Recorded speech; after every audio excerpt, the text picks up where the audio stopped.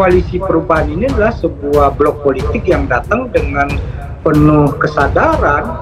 Ini berbeda dengan yang lain. Kalau yang lain kan ada kawin paksa atau ada yang dijodohkan gitu. Jadi Nasdem, Demokrat, PKS ini benar-benar bersepakat dengan figur Anies Baswedan sebagai representasi harapan rakyat dan representasi dari perubahan ya. Kalau kita lihat semangat seperti itu, ini yang tidak dimiliki. Jadi bahwasannya ada gerakan-gerakan tanpa bayangan yang coba mengenduskan bahwa kami tidak solid, kami digoyang, bahkan ada quote-unquote skema, ada yang mencopet, itu suatu hal yang ya orang boleh berspekulasi, melakukan sebuah riset yang mendalam terhadap problem-problem bangsa kita, dan calon presiden khususnya yang kami usung, Anies Baswedan, sudah memiliki sebuah platform perjuangan terhadap kepemimpinan di 2024 sampai 2029.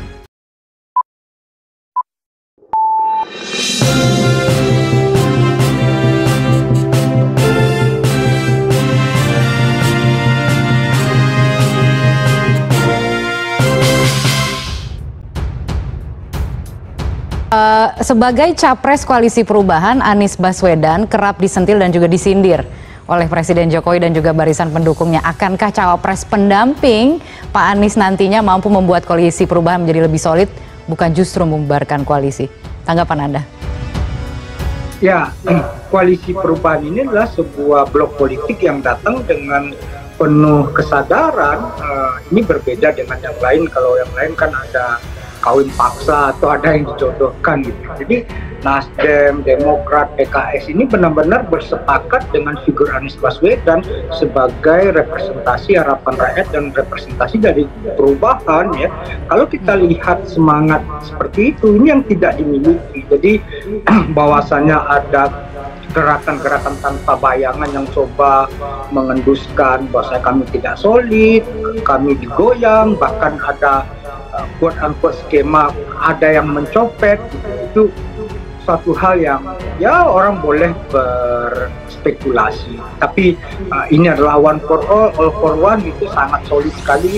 Bahkan kami sudah Kania bisa lihat bagaimana kemesraan, keakraban para ketua-ketua umum diundang oleh Pak Surya ke pulau gitu ya. Ada ketua presiden PKS, ada ketua majelis suro, ada ketum Demokrat, dan lengkap itu bagaimana proses kemisteri itu terbangun luar dalam, lahir batin.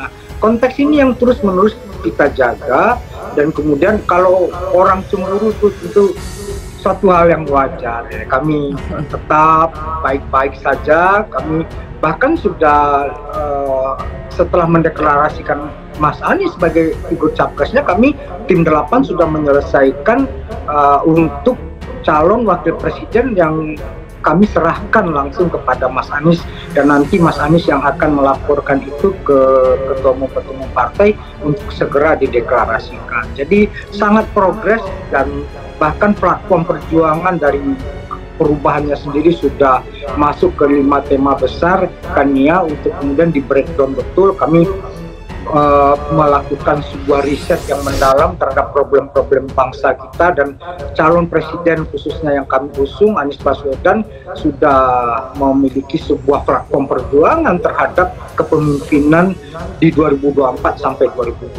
nanti. Baik Mas Willy, tapi kembali lagi kepada nominasi kandidat cawapres yang tadi Anda katakan sudah dibicarakan dan sudah semakin mengerucut. Apakah kemudian nominasi kandidat cawapres yang berasal dari kader parpol koalisi dirasa dapat lebih mendongkrak suara koalisi, atau justru tidak punya kotel efek?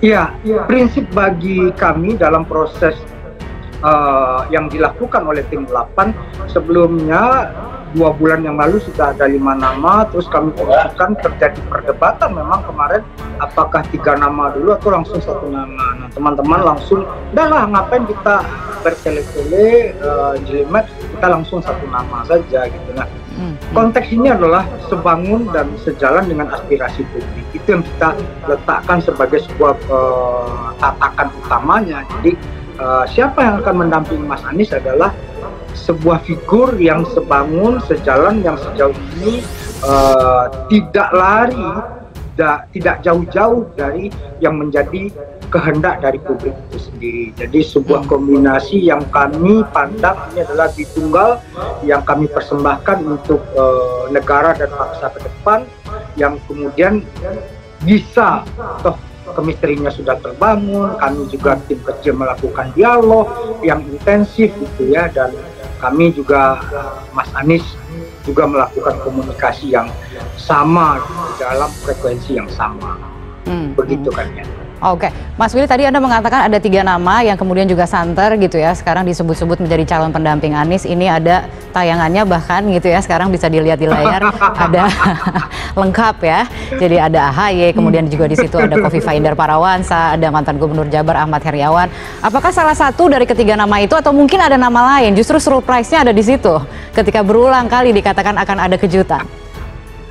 Ya, tentu kalau ini terbuka sedikit jadi tidak surprise lagi ya. Dan kami benar-benar menghitung sebuah elemen of surprise itu penting dalam proses momentum politik, dan ini yang benar-benar kami hitung betul kapan ini kami launching secara paket utuh gitu. Ini yang kami konsultasikan dengan ketua umum partai.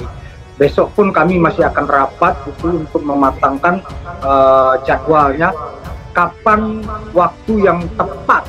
Jadi ini sudah berbicara tentang momentum dan presisi kapan waktu yang tepat untuk mendeklar ini kan ya. Jadi kami tidak ingin ini bocor, tapi kami ingin benar-benar publik begitu kami ini launching, ini akan segera mendapatkan respon dan gelombang yang besar dari itu. Oke, bahwa kemudian kemarin sempat dikatakan oleh Mas Sugeng yang mengatakan 1-2 hari ini sudah bisa ditetapkan siapa nama cawapresnya, berarti kita harus menunggu lebih lama lagi nih nampaknya. Ya, besok kami akan rapat intensif seharian untuk membahas itu, apakah kapan tepatnya kami akan menyampaikan itu kepada publik ya. Memang apakah mungkin besok akan langsung disampaikan gitu ya, tapi untuk deklarasinya sendiri kami sudah siapkan ya. Tinggal besok skemanya akan seperti apa, apakah hanya melalui konferensi pers, tapi yang jelas itu akan diserahkan kepada calon presiden sendiri Mas Anies Baswedan untuk kemudian menyampaikan kepada ketua umum dan bagaimana kemudian perhelatannya. Jadi ibaratnya kan ini sudah kawin ya, sudah menikah gitu, tinggal resepsinya saja kan ya. Di proses ini yang benar-benar resepsinya kapan, ini yang kami benar-benar sedang berhitung. Oke, baik. Masuk dalam hitung-hitungan tersebut juga adalah posisi cawapres ini juga akan menentukan begitu ya. Kalau kita melihat berbagai lembaga survei kan menyebutkan ketiga capres yaitu Anies, Ganjar, dan Prabowo itu memiliki gap elektoral yang tidak besar alias tidak ada yang mendominasi di atas 50%.